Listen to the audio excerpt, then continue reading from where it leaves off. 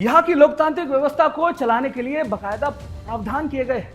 यही सुनते आ रहे हैं कि लोकतंत्र के 4 स्तंभ होते हैं: न्यायपालिका, कार्यपालिका, विधायिका और पत्रकारिता।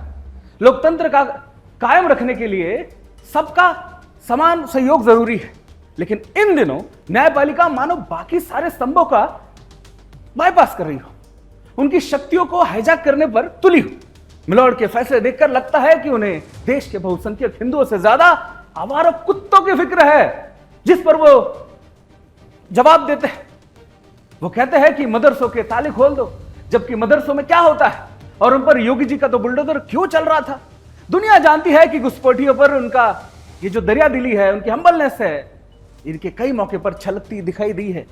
ये वही कोर्ट है जिसके दरवाजे आतंकी याकूब मेनन के जैसे जो आतंकी थे, इनके लिए आधी रात को खोल दिए जाते हैं।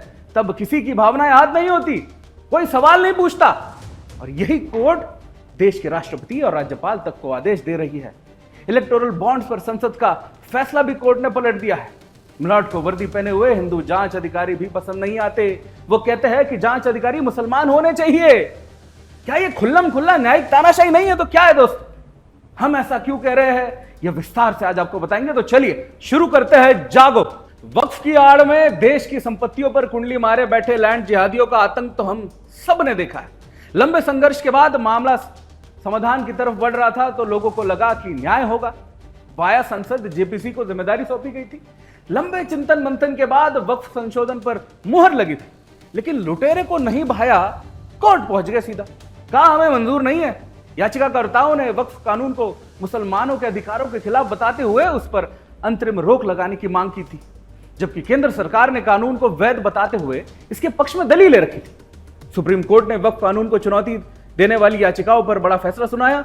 मुख्य न्यायाधीश बीआर गवई ने साफ किया कि इस पूरे कानून पर रोक लगाने का तो कोई आधार नहीं है, लेकिन इसके कुछ प्रावधानों पर रोक लगा दी गई है। यानी कुल मिलाकर वक्फ संशोधन का विरोध करने वालों के पाले में गेंद अब डाल दी गई है। क्या है पूरा माजरा, एक बार इस रिपोर्ट के माध्यम से समझिए।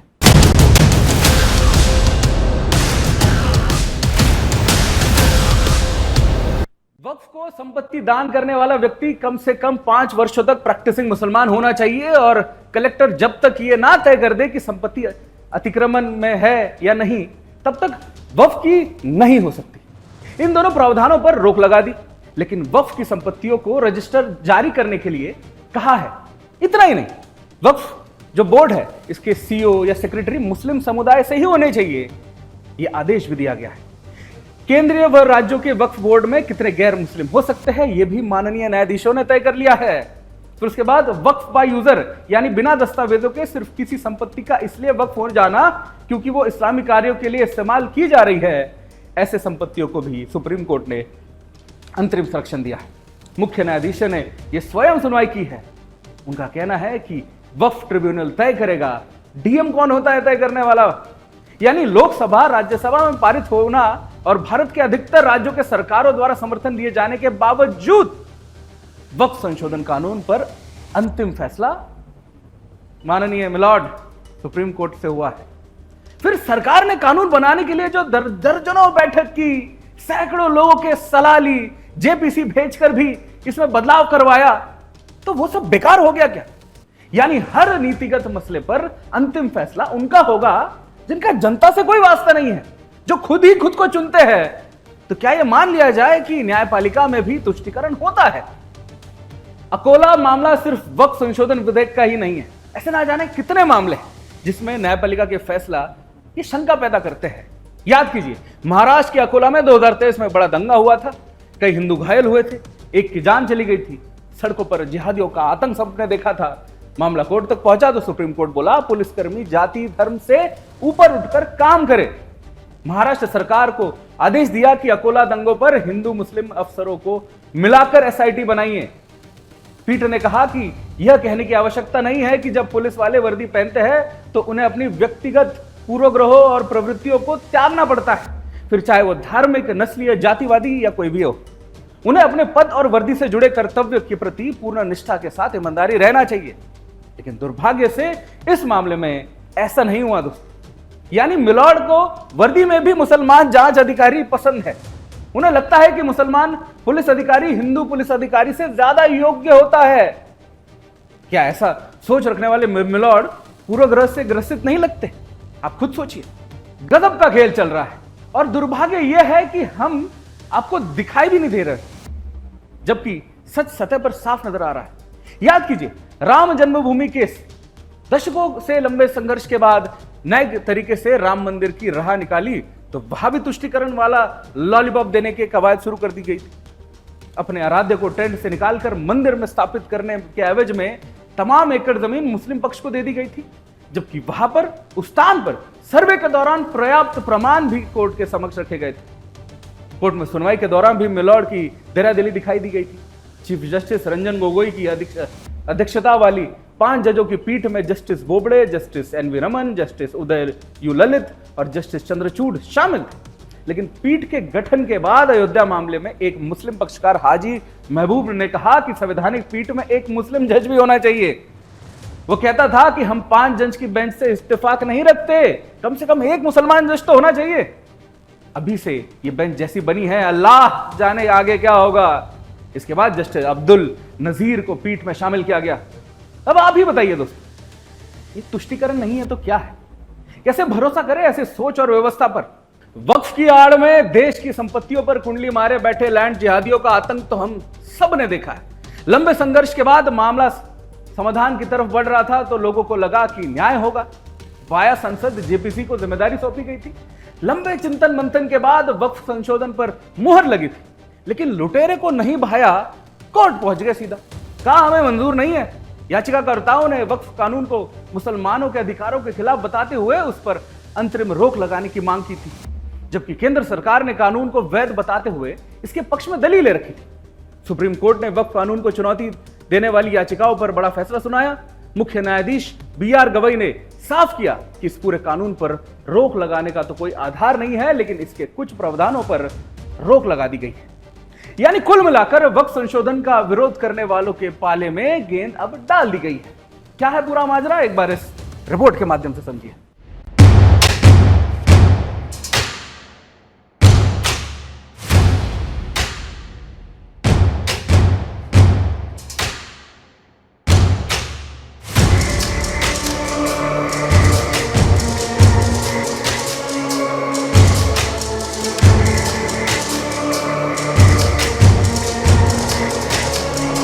आज का मुद्दा सिर्फ कानून या कोर्ट का नहीं है, ये लोकतंत्र और न्यायपालिका के टकराव का महाभारत है। सुप्रीम कोर्ट ने संसद द्वारा पारित वक्फ संशोधन अधिनियम 2025 पर अंतरिम रोक लगा दी।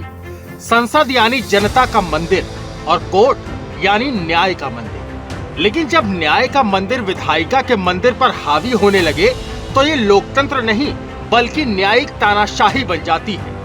भारत का संविधान स्पष्ट कहता है, विधायिका कानून बनाएगी, कार्यपालिका उसे लागू करेगी और न्यायपालिका उसकी व्याख्या करेगी। पर अब हालात ये हैं कि जज साहब खुद को सरकार से ऊपर मानने लगे हैं। चुनाव आयोग से लेकर राष्ट्रपति तक सबको आदेश, और अब संसद को भी चुनौती। क्या यही लोकतंत्र है? क्या हम जनता की चुनी हुई संसद को अस्थायी और खुद को सर्वोच्च मानने वाले कुछ गिने चुने माइलॉर्ड्स की हुकूमत स्वीकार कर ले? सवाल उठता है, अब जनता करोड़ों वोट डालकर संसद बनाती है तो उसका अपमान करने का हक किसे है? क्या संसद से भी बड़ा कोई है? अगर संसद का कानून ही कोर्ट रोक दे तो फिर चुनाव कराओ ही क्यों? संसद भंग करो, चुनाव बंद करो, खरबों रुपए बचाओ, और अगर गुलामी स्वीकार करनी ही है तो पूरी तरह स्वीकार करो, वरना खड़े हो जाओ और इसका विरोध करो। आज न्यायपालिका के भीतर से ही आवाजें उठ रही हैं। जज अपने दायरे से बाहर जा रहे हैं, भ्रष्टाचार के मामले भी सामने आ रहे हैं। जजों के घर से कैश की बोरियां, रिश्वत के आरोप, पारदर्शिता का अभाव और ऊपर से वक्फ कानून पर रोक, जबकि ये कानून पारदर्शिता और समावेशिता के लिए लाया गया था। सवाल सीधा है, लोकतंत्र में असली मालिक जनता है या कुछ गिने चुने जज? भारत में लोकतंत्र की जड़ों पर अब न्यायिक तानाशाही का साया मंडरा रहा है। सुप्रीम कोर्ट ने संसद द्वारा पारित वक्फ संशोधन अधिनियम 2025 पर अंतरिम रोक लगा दी। यानी जनता की चुनी हुई संसद और राष्ट्रपति की मंजूरी से बना कानून अब अदालत की दहलीज पर अटका पड़ा है। सवाल उठता है, लोकतंत्र में संसद सर्वोच्च है या कुछ गिने चुने जज? ये कोई पहला मामला नहीं है। हाल ही में सुप्रीम कोर्ट ने राष्ट्रपति और राज्यपाल को भी आदेश दिए कि वो तय समय में विधेयक पर फैसला लें। इलेक्टोरल बॉन्ड्स पर संसद का फैसला भी कोर्ट ने पलट दिया और अब वक्फ कानून रोककर न्यायपालिका ने एक बार फिर विधायिका की शक्ति पर वार किया। वक्फ संशोधन का मकसद था वक्फ संपत्तियों में पारदर्शिता लाना, गैर मुस्लिम सदस्यों को शामिल करना, भ्रष्टाचार पर लगाम लगाना। लेकिन कोर्ट ने मुस्लिम प्रैक्टिस और वक्फ की परिभाषा से जुड़े प्रावधान रोक दिए। इससे पुरानी अपारदर्शी व्यवस्था जारी रहेगी। सवाल साफ है, अगर संसद के कानून ही बार बार रोके जाएंगे तो चुनाव कराने का क्या मतलब? क्या लोकतंत्र जनता का रहेगा या फिर अदालत का? ये लड़ाई अब संसद की सर्वोच्चता बचाने की है, वरना लोकतंत्र का संतुलन हमेशा के लिए टूट जाएगा। Bureau report, Sudarshan news.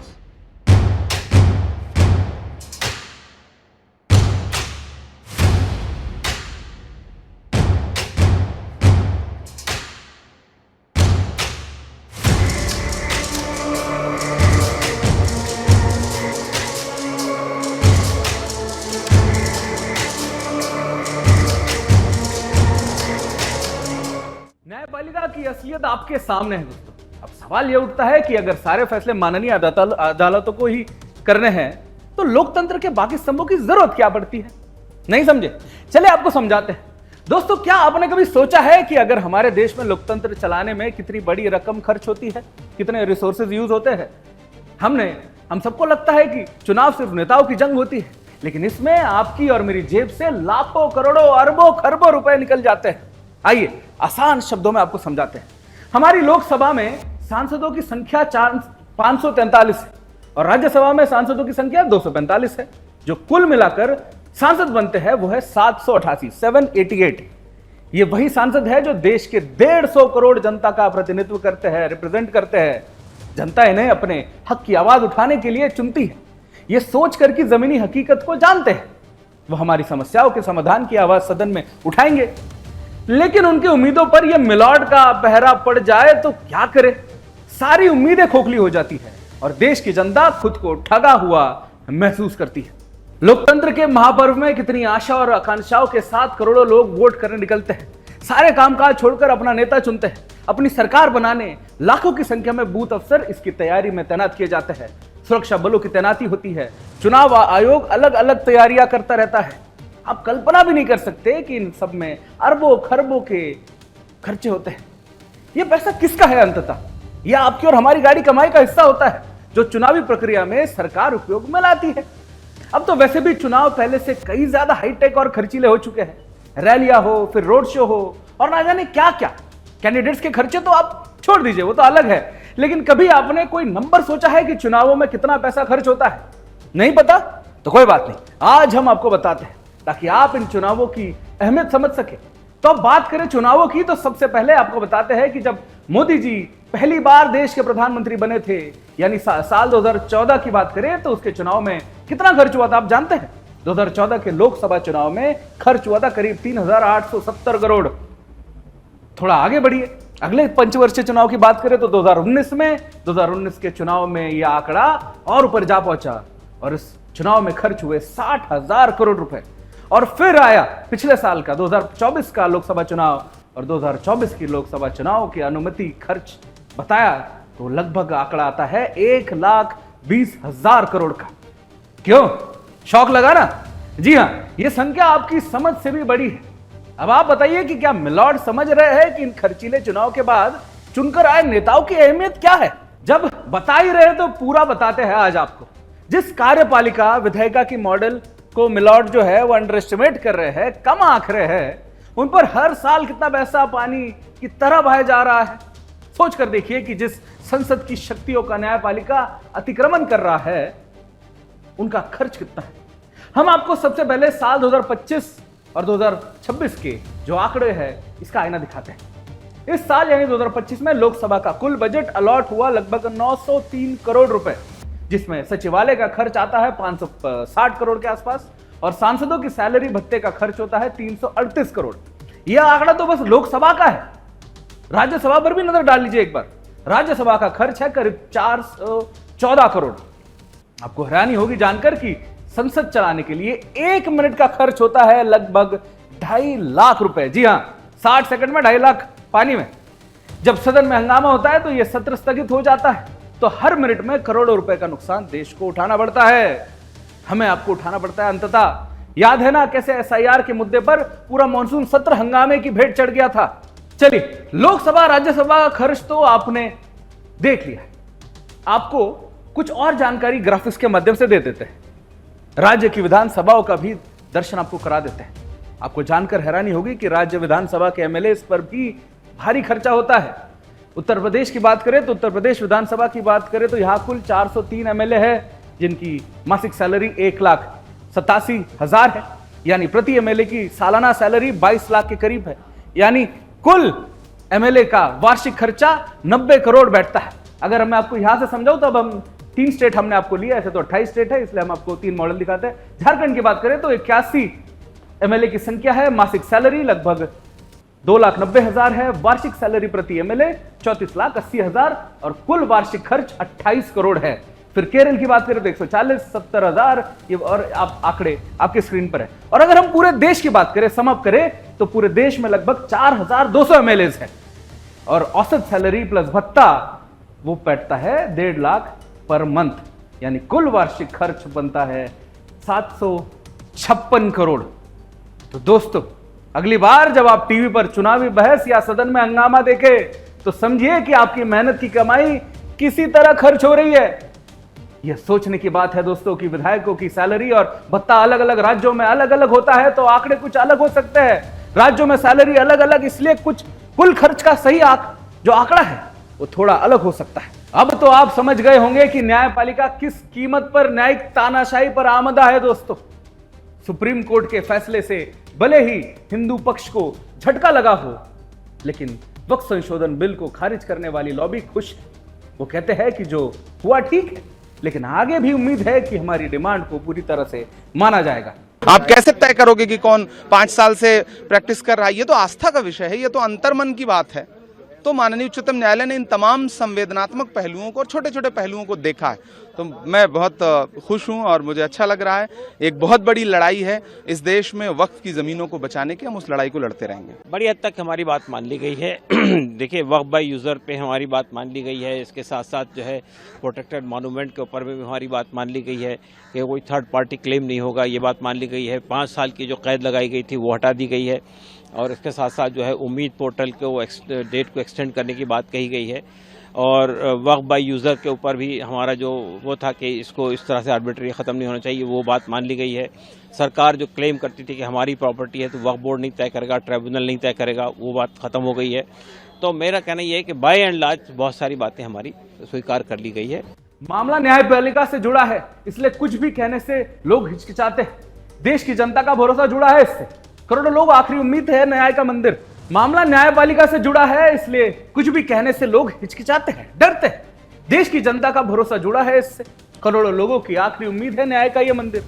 धर्मयोद्धा doctor Suresh चमानकी जी ने इस विषय पर खुलकर अपनी राय रखी है, आप भी देखिए। देश में जो लोकतंत्र है इसको कहते हैं संसदीय लोकतंत्र, पार्लियामेंट्री डेमोक्रेसी। लेकिन आए दिन इस देश की जुडिशरी, न्यायपालिका एक्टिविज्म दिखाते हुए सरकार के निर्णयों का विश्लेषण तो क्या रोककर बदल रही है।